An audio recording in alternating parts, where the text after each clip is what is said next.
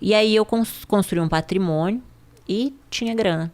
Só que daí, depois de passar por tudo isso, tinha muita culpa. Tinha depressão, síndrome do pânico, bebia todo dia, cocaína, vida louca. Porque daí eu cheguei aonde eu queria. Viajei para vários países, fiquei com os homens que eu queria, realizei, tipo, resetei a vida, game over. Aí você diz, tá, é isso? Tu tem tudo e tu diz, eu não falo mais palavrão, mas que pi. Entendeu? Eu posso falar palavrão? Pode. Que merda. Entendeu? Que caralho. Eu falo pra você, pode deixar. Então, assim, eu digo, a vida é isso, sabe? E aí eu pensava em morrer. E não acreditava em Deus. Quando eu fui pro bordel, eu fui pra macumba mesmo, sabe? E ali na religião eu fiz voodoo, muita coisa assim, espiritualmente falando, pra destruir a vida das pessoas. Então, eu tinha muita culpa, sabe, Rafa, de tudo isso. Porque daí a tua mente, ela começa a ir no passado. E aí começa a mágoa. Começa a mágoa do pai, que abandonou quando criança. A mágoa da mãe, porque daí eu não teria sido eu não teria sido abusada se eles não tivessem me abandonado. Aí você começa a procurar culpados pra sua vida ser aquilo, sabe? E muito ferida, muito machucada. Não conseguia confiar em ninguém, não conseguia sentir amor por ninguém. As amizades poucas, verdadeiras, né? E aí eu pensava em morrer, em suicídio. E aí eu pensava, não posso porque eu tenho um filho. Você chegou a fazer alguma coisa? De tomar muito remédio e não querer acordar, assim, sabe? Mas não cheguei a cometer, assim, assim, eu posso dizer que eu tive 3 overdoses, né? Então acho que já é quase uma tentativa de suicídio. Sim. Você cheirar até quase morrer, você usar bala, doce, lança, misturar tudo, é quase um tipo de suicídio, porque tu busca a morte. Então foram 3 overdoses. E aí aos 27 anos, muita grana, fama e corpo perfeito. E aí eu disse, quero morrer. Aí eu tava numa fase assim que eu não tinha mais amor próprio, sabe? E eu não conseguia parar em casa. Eu não conseguia sentir prazer nas coisas simples. Eu não conseguia sentir prazer em estar com a minha família. Eu queria estar na rua, queria estar bebendo, queria estar usando droga, sabe? Eu me tornei dependente química. Então, eu precisava da bebida, eu precisava da cocaína para tentar sentir felicidade. E cada vez que eu cheirava, eu queria cheirar mais para sentir a alegria que foi da primeira carreira, sabe? Então, e eu não sabia sair disso. Eu não conseguia me imaginar saindo disso. E aí eu me lembro que um mês antes de internar, eu tava num programa e tava muito nojento, assim. E aí eu pensei, Deus, se tu existe, me tira disso. Eu tava ganhando 10 mil reais naquele programa, mas tava sendo muito agressivo pra minha mente, assim. Eu já tava que eu não aguentava mais, sabe? Só que eu não conseguia sair. Era muita grana e não conseguia. Aí... E eu já era apresentadora de TV, mas era tudo em off, sabe? Porque existe o mercado da prostituição, que é o bordel ali, e tem da prostituição de luxo, que é com cafetina, que você é famosa, que ninguém fica sabendo. Pô, as pessoas sabem, mas não é explícito. Perfeito. E tu nega, porque tem várias mulheres assim, que são famosas e as pessoas sabem que são, mas não é algo explícito, né? Quem? Tô sacaneando. Jura, né? Que eu vou falar. Sacaneando. E aí só que eu tava me matando, entendeu, Rafa? Imagina. Eu tava me matando, a minha mente já tava muito pesada. E aí em 2014 eu estive de frente com a morte. Que o produto que eu tinha aplicado já fazia 5 anos, ele começou a rejeitar. Essa história foi foda. E ali... O que era o produto? Era o hidrogel. Eu tinha aplicado muito. Eu não me lembro exatamente a quantidade, mas vamos por assim, a Anvisa liberava 80, eu botei 500. Sabe? E era um produto que fazia o que no teu corpo? Ele dava volume. Porque eu queria ser gostosona. Aí eu tomei anabolizante muito tempo, só que deu muito efeito colateral. Ficar com a voz grossa, muito pelo. E aí tu parava de treinar, tu murchava. E enchia de espinha. Eu dizia, eu quero alguma coisa rápida que fique.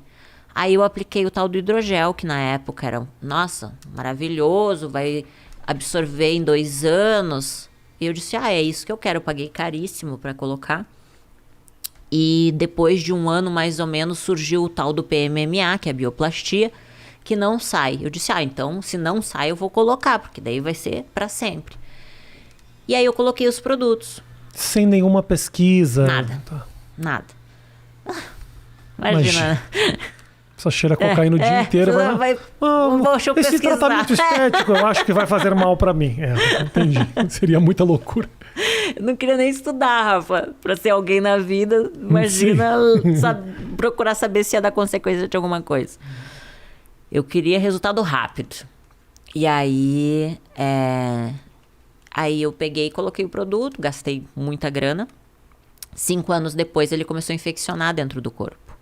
E o corpo queria expelir, queria colocar pra fora aquele pus, aquela secreção que estava dentro.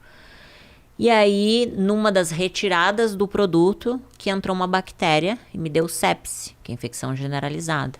Daí ali eu entrei em coma, eu fiquei 3 dias em coma, fiquei internada. Sou muito grata aos médicos, sou muito grata ao Hospital Conceição.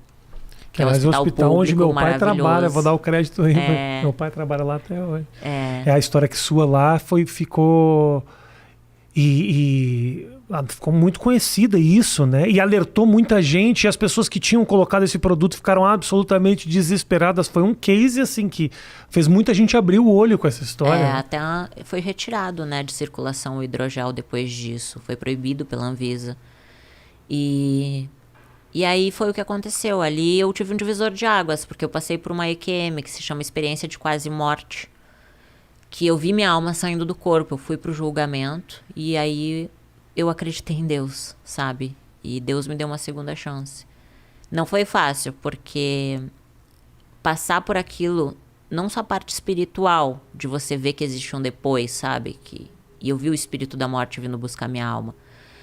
Mas sofrer tudo que eu sofri no hospital, você ter buracos gigantes na tua perna, cabia a minha mão, assim. Tu imagina pra uma pessoa extremamente vaidosa, né? Ter buracos foi muito difícil, assim, Foram 25 dias na UTI, 18 cirurgias de emergência. Nossa. Então, assim, meu corpo era tudo pra mim.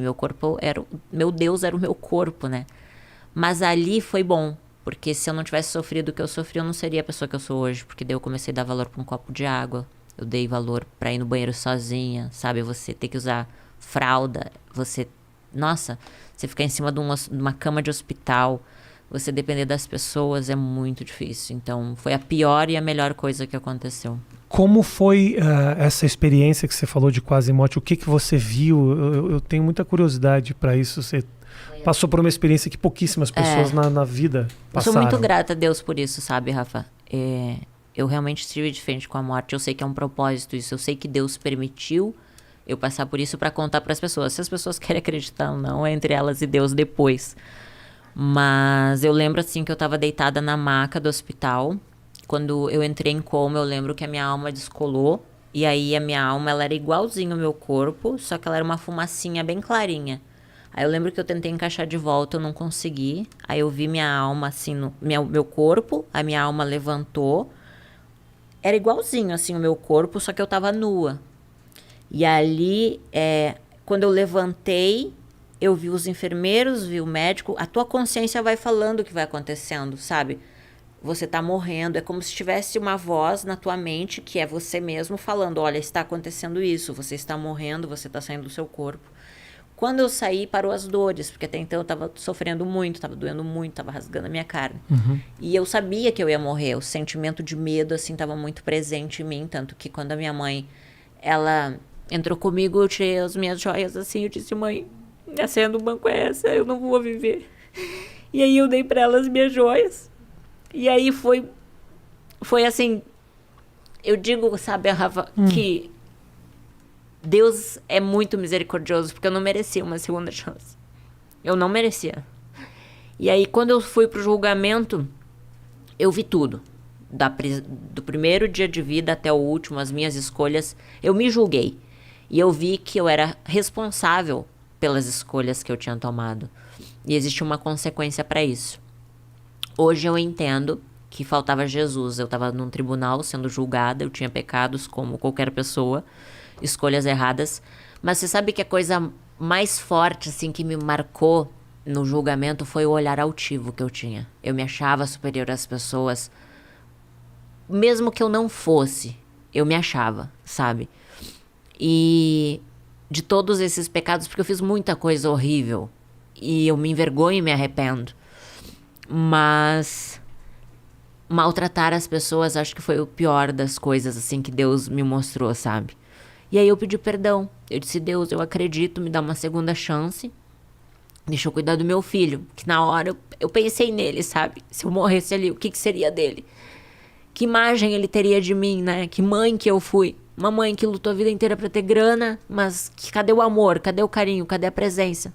Que valia mais do que o dinheiro. Então, ali, se eu morresse, eu seria uma vergonha pro meu filho, né? E ali eu pedi uma segunda chance e Deus me deu. Aí eu lembro, assim, que a minha alma voltou pro meu corpo. Quantos anos tinha o teu pequeno quando isso tudo aconteceu? Ele tava, acho que com 9, se eu não me engano. Nossa Ele Senhora. tá com 16, ele vai fazer 16 agora. Foi em 2014. A idade do meu filho hoje. E aí, Rafa, eu fico vi a me- luz de Deus. Eu fico me Eu não imaginando. vi Deus, eu vi a luz de Deus. Uma luz muito forte, um sentimento maravilhoso, assim, que é uma paz que completa dentro de você.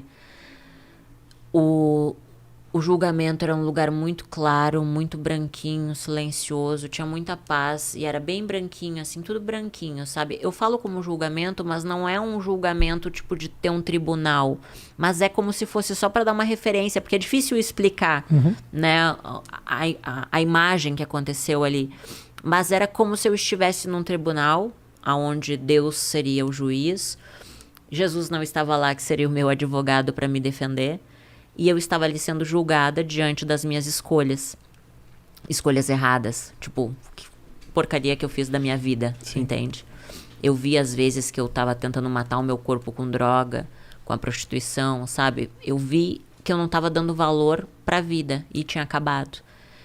Então, quando eu pedi essa segunda chance, ele me deu. Eu voltei pro meu corpo, a minha alma encaixou de volta e eu respirei. Nisso, eles me desentubaram. Alguns minutos depois, o espírito da morte veio buscar minha alma. Eu lembro que era uma fumaça muito preta, tipo fumaça de incêndio. Ali foi um trauma pra mim, porque assim, talvez as pessoas, pra identificar isso, seria, sei lá, guardião do inferno, diabo. As pessoas podem colocar esse nome. Eu não sei exatamente o que era, mas era um espírito muito mau que estava pegando a minha alma de dentro do meu corpo, entende? E a minha mãe é evangélica, né? E ela começou a orar ali. E eu sei que foi as orações dela e a misericórdia de Deus que deixaram eu permanecer viva. Então, foi muito difícil pra mim, porque, imagina, você passa por tanta coisa na vida. Você faz escolhas erradas. Você não é nem digno de voltar. Você tá de frente com a morte, Deus deixa você voltar, você se culpa. E aí você ter que se perdoar é difícil, sabe? E você não se sente nem digno de uma segunda chance. Era assim que eu me sentia. Então, a minha mãe me levou pra igreja e ali eu entrei de cabeça, né? Porque naquele momento eu encontrei um conforto. Eu conheci Jesus de verdade. Hoje eu sei quem é Jesus. E ele me curou, sabe? Me curou da depressão, do vício da cocaína. Hoje eu não preciso mais de droga, sabe? Hoje eu tenho paz, hoje eu durmo, eu não tenho mais pesadelo como antes, sabe? Esses 6 anos foi muito bom, passei por muitas lutas, muitas decepções, mas eu te digo assim que eu agradeço até pelo que é ruim, porque se eu não tivesse vivido tudo isso, eu acho que eu não seria a pessoa que eu sou hoje, entende? Sim. A dor me ensinou a dar valor pro meu filho, pra minha mãe, pra vida, pro ar que eu respiro, sabe? Diante, ainda mais agora, quando que a gente imaginou que ia passar por uma pandemia, né? As pessoas morrendo. Então, que nem o Paulo Gustavo agora, imagina. Novo, uma vida pela frente. Um bosta isso. Então, Nossa. sabe, a gente tem que agradecer, sabe? Eu sou muito grata, Rafa. Eu sou muito grata por tudo, assim. Por essa segunda chance sem merecer. E pela vida do meu filho, sabe? Porque eu consegui escrever uma história diferente pra ele nesses 6 anos.